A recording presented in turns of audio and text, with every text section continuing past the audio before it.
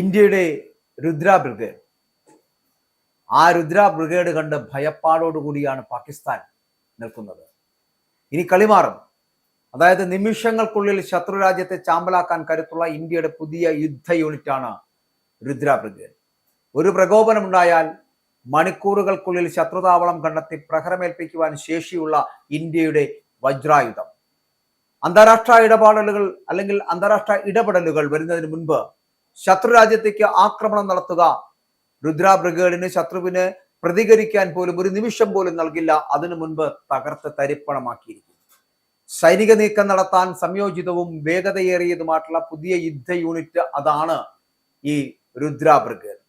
രാജ്യത്തിന്റെ തന്നെ ശക്തി ഉപയോഗപ്പെടുത്തിക്കൊണ്ടുള്ള സൈനിക നീക്കം, കരയിലും ആകാശത്തും ഒരേ സമയം പ്രഹരം കൃത്യമായി ലക്ഷ്യത്തിലേക്ക് ആക്രമണം നടത്താൻ സഹായിക്കുന്ന ഗൈഡഡ് പീരങ്കികളുടെ കരുത്ത്, അപ്പാച്ചെ ഹെലികോപ്റ്ററുകളുടെ വേഗത, ഇവയെല്ലാം കൂടി ഒന്നായി ചേരുമ്പോൾ യുദ്ധഭൂമിയിൽ ഇനി നമ്മുടെ ആധിപത്യം സ്ഥാപിക്കാൻ പോകുന്നു, ഇന്ത്യയുടെ ആധിപത്യം നടക്കാൻ പോകുന്നു എന്നുള്ളതാണ്. 2001 ഡിസംബർ മാസം 13 ഇന്ത്യൻ ജനാധിപത്യത്തിന്റെ ശ്രീകോവിൽ ആക്രമിക്കപ്പെട്ട ദിനം. പാർലമെന്റിന് നേരെ ഉണ്ടായ അല്ലെങ്കിൽ അന്ന് അവിടെ നടന്ന ആക്രമണത്തിന്റെ പ്രതികാരം ഇന്ത്യയുടെ കടമയായിരുന്നു. രാജ്യം ശിക്ഷാ നടപടി ആരംഭിച്ചിരുന്നു. അതിന്റെ ഭാഗമായിട്ട് ഓപ്പറേഷൻ പരാക്രം അത് നടപ്പാക്കിയിരുന്നു അന്ന്. മാത്രമല്ല കരസേനയുടെ സ്ട്രൈക്ക് ഫോർമേഷനുകൾ ഉൾപ്പെടെയുള്ള ഒരു വലിയ സൈനിക വിഭാഗത്തെ പാകിസ്ഥാൻ അതിർത്തിയിൽ വിന്യസിച്ചു. അങ്ങനെ പക്ഷേ സൈനിക വിന്യാസത്തിന് ഏകദേശം 2 മാസത്തോളം സമയമെടുത്തു എന്നുള്ളതാണ്. അപ്പോൾ ഈ കാലതാമസം പ്രതിരോധിക്കുവാൻ പാകിസ്ഥാൻ സമയം നൽകി. അന്താരാഷ്ട്ര സമ്മർദ്ദം നമ്മളെ തടഞ്ഞു നിർത്തി. ഫലപ്രദമായിട്ട് തിരിച്ചടിക്കാൻ അന്ന് കഴിഞ്ഞില്ല എന്നുള്ളതാണ്. അതായത് നമ്മുടെ സൈനിക നീക്കം രാഷ്ട്രീയ സമ്മർദ്ദത്തിന് വഴിമാറുന്ന ഒരു കാഴ്ചയായിരുന്നു അന്ന് നമ്മൾ കണ്ടത്. ആ പഴയ പാഠങ്ങളിൽ നിന്നാണ് ഇന്ന് നമ്മൾ പുതിയ തീരുമാനങ്ങൾ എടുത്തിരിക്കുന്നത്. കോൾഡ് സ്ട്രൈക്ക് എന്ന സൈനിക തന്ത്രം രാജ്യം രൂപകൽപ്പന ചെയ്തു. ആദ്യം അടിക്കുക, അതിവേഗം അടിക്കുക, അതാണ് കോൾഡ് സ്ട്രൈക്ക്. അത് വെറുമൊരു മുദ്രാവാക്യമല്ല. ആക്രമണം നടന്ന മണിക്കൂറുകൾക്കുള്ളിൽ തിരിച്ചടി നൽകുക, അതുവഴി അന്താരാഷ്ട്ര സമൂഹം ഇടപെടുന്നതിന് മുൻപ് തന്നെ ശിക്ഷാ നടപടി പൂർത്തിയാക്കുക എന്നതാണ് ലക്ഷ്യം. ആ സൈനിക നീക്കം നടത്താൻ സംയോജിതവും വേഗതയേറിയതുമായിട്ടുള്ള പുതിയ യുദ്ധ യൂണിറ്റാണ്. അതാണ് ഞാൻ ഈ ആദ്യം പറഞ്ഞ രുദ്ര ബ്രിഗേഡ് എന്ന് പറയുന്നത്.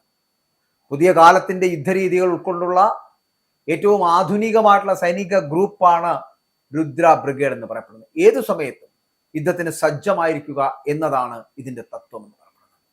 തരം പോലെ ഘടന മാറ്റുവാനുള്ള കഴിവുള്ള സംയുക്ത സൈനിക വിഭാഗം, ഹൈബ്രിഡ് യുദ്ധതന്ത്രങ്ങൾ പയറ്റാൻ കഴിവുള്ള സംഹാരശേഷിയുള്ള സൈനിക ബ്രിഗേഡ്.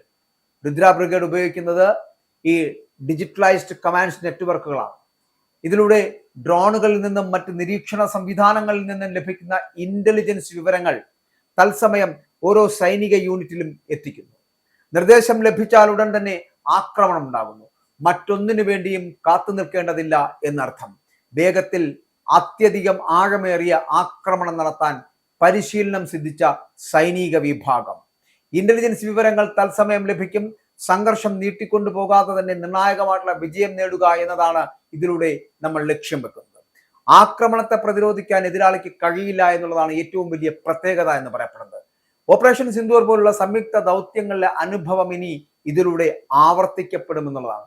പടിഞ്ഞാറൻ അതിർത്തിയിൽ നടന്ന തൃശൂൽ എന്ന സൈനിക അഭ്യാസത്തിൽ രുദ്ര ബ്രിഗേഡ് നമ്മുടെ കഴിവ് പ്രകടിപ്പിച്ചിരുന്നു. പ്രതിരോധം പൂർണ്ണമായിട്ടും സാധൂകരിക്കുന്ന തരത്തിലുള്ള ആ പ്രകടനങ്ങളായിരുന്നു അവിടെ നടന്നിരുന്നത്. അതുകൊണ്ട് തന്നെ ഇന്ത്യയുടെ രുദ്ര ബ്രിഗേഡ് കാണുമ്പോൾ സ്വാഭാവികമായിട്ടും പാകിസ്ഥാനെ പോലെ രാജ്യം ഭയപ്പാടുകൂടി മാത്രമേ മുന്നോട്ട് പോകൂ. ഇന്ത്യക്കെതിരെ നടത്തുന്ന ഭീകരാക്രമണ പ്രവർത്തനങ്ങൾ, ഇന്ത്യക്കെതിരെ നടത്തുന്ന ഭീകരവാദികളെ നുഴഞ്ഞു കയറാൻ പ്രേരിപ്പിക്കുന്ന പ്രേരണകൾ, ഇതൊക്കെ ഒരു രാജ്യത്തെ തകർക്കുന്നതിന് വേണ്ടിയുള്ള പാകിസ്ഥാന്റെ ശ്രമങ്ങളാണ് എന്ന് ഇന്ത്യ തിരിച്ചറിയുന്നിടത്ത് ഈ കഴിഞ്ഞ ദിവസങ്ങളിൽ ഡൽഹി ചാവേർ സ്ഫോടനം നടക്കപ്പെട്ടപ്പോൾ ആ ഡൽഹിയിലെ സ്ഫോടന പരമ്പര നടത്താൻ ഉദ്ദേശിച്ചത് പോലും ഡൽഹിയിൽ നിന്നല്ല, ഇന്ത്യയെ ചിഹ്ന ഭിന്നമാക്കുക എന്നൊരു ലക്ഷ്യത്തോടു കൂടിയായിരുന്നു. പക്ഷേ നിമിഷങ്ങൾ കൊണ്ട് അവരെ ആ ഭീകരരെ അറസ്റ്റ് ചെയ്യാൻ നമുക്ക് കഴിഞ്ഞുവെങ്കിൽ കൂടിയും ഇത്തരത്തിലുള്ള ഭീകര പ്രവർത്തനങ്ങൾക്ക് ചുക്കാൻ പിടിക്കുന്നത് മറ്റു രാജ്യങ്ങളാണ്. ആ രാജ്യങ്ങളിൽ നിന്ന് ഗൂഢാലോചന നടത്തുന്നത് കൊണ്ടാണ് ഇത്തരത്തിലുള്ള പ്രവർത്തനങ്ങൾ ഇന്ത്യൻ മണ്ണിൽ വിളയാടുന്നത് എന്നുള്ളതാണ്. അത്തരത്തിലുള്ള പ്രവർത്തനങ്ങളെ മുളയിലെ നുള്ളിക്കളയേണ്ടതാണ്. ഇനി ഒരു പ്രകോപനം ഉണ്ടാക്കി പാകിസ്ഥാൻ വന്നു കഴിഞ്ഞാൽ ഈ ലഭിക്കുന്നത് പോലുള്ള സമയമൊന്നും ലഭിക്കില്ല. ഈ രുദ്ര ബ്രിഗേഡിൽ ഒരു പ്രകോപനം ഉണ്ടായാൽ മണിക്കൂറുകൾക്കുള്ളിൽ തന്നെ ശത്രുതാവളം കണ്ടെത്തി പ്രഹരമേൽപ്പിച്ചിരിക്കും ഈ ഇന്ത്യയുടെ പുതിയ വജ്രായുധമായിട്ടുള്ള രുദ്ര ബ്രിഗേഡ്.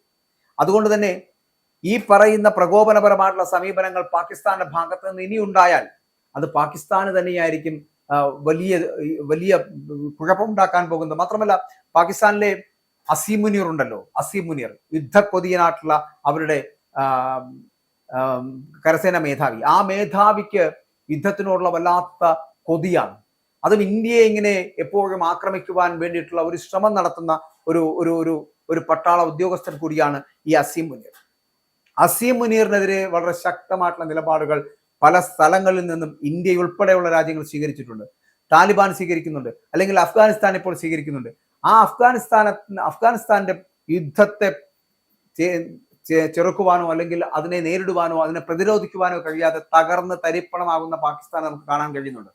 പക്ഷെ പാകിസ്ഥാൻ എവിടെയാണ് ഒരല്പം മേൽക്കൈ നേടുന്നത് എന്ന് പറഞ്ഞാൽ അവരുടെ വ്യോമസേന ആക്രമണങ്ങളാണ്. അത് താലിബാൻ അല്പം കുറവാണ്. കാരണം അവരുടെ കയ്യിൽ പഴകിയ ഈ വ്യോമസേന യന്ത്രങ്ങൾ മാത്രമേ ഉള്ളൂ എന്നതുകൊണ്ട് അവർ അവിടെ കരുത്ത് തെളിയിക്കാൻ കഴിയുന്നില്ല. എന്നാൽ അവരുടെ കരസേനാ ബലത്തെ ഒരിക്കലും തകർക്കുവാൻ പാകിസ്ഥാന് കഴിയുന്നില്ല. അവിടെയാണ് താലിബാന്റെ മുന്നേറ്റം പാകിസ്ഥാനെ തളർത്തുന്നത്. എന്തായാലും ഈ തരത്തിലുള്ള ഭീകരാക്രമണങ്ങൾ ഇനിയും ഇന്ത്യയിൽ വെച്ച് നടപ്പിലാക്കുവാൻ ഈ പാകിസ്ഥാനെ പോലുള്ള രാജ്യങ്ങൾ തുനിഞ്ഞിറങ്ങിയാൽ പിന്നെ ഈ രുദ്ര ബ്രിഗേഡ് പോലുള്ള നമ്മുടെ പുതിയ വജ്രായുധങ്ങൾ ഉപയോഗിച്ച് നിമിഷ നേരം കൊണ്ട് തകർത്ത് തരിപ്പണമാക്കാൻ കഴിയും എന്നുള്ളതാണ് ഏറ്റവും വലിയ പ്രത്യേകത. അതുകൊണ്ട് ഇനി പാകിസ്ഥാൻ പ്രകോപനം ഉണ്ടാക്കാതിരിക്കുക.